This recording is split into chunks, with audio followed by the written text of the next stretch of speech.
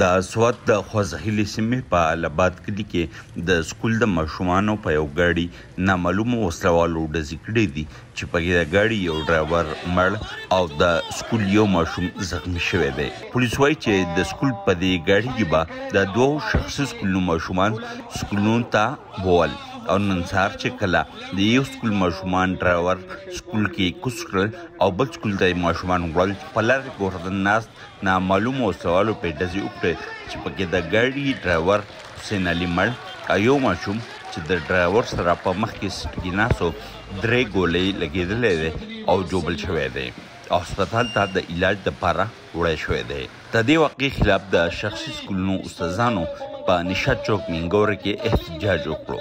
سبا به ټول سوات سکولونه بني بشمول ملاکنډ ډیویژن او ان شاء الله تعالی د هغې نه وروسته به موږ بیا خپل لاحمل اعلان کوو.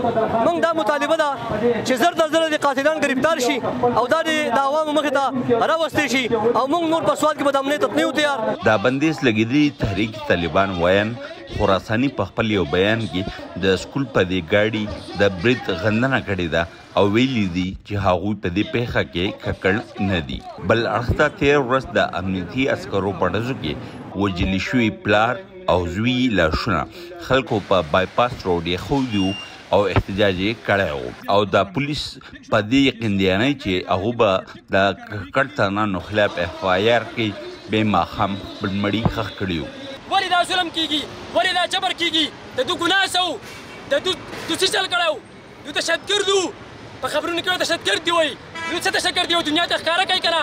دا ټولې دنیا نه پېژني. تپوس وکړئ د دې خلقو نه دلته زندګي شوې ده دا په څه تشدد دو خلک یې ویشتي دي بمان ورسره نیول شوي دي څه چل شوي دي.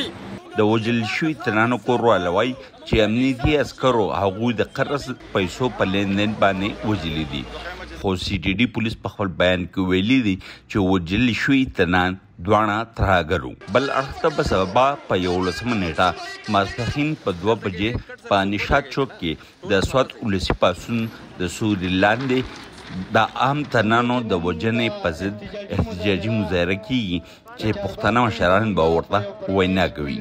فیاض ظفر، وایس آف امریکا، ډیوا، سوات.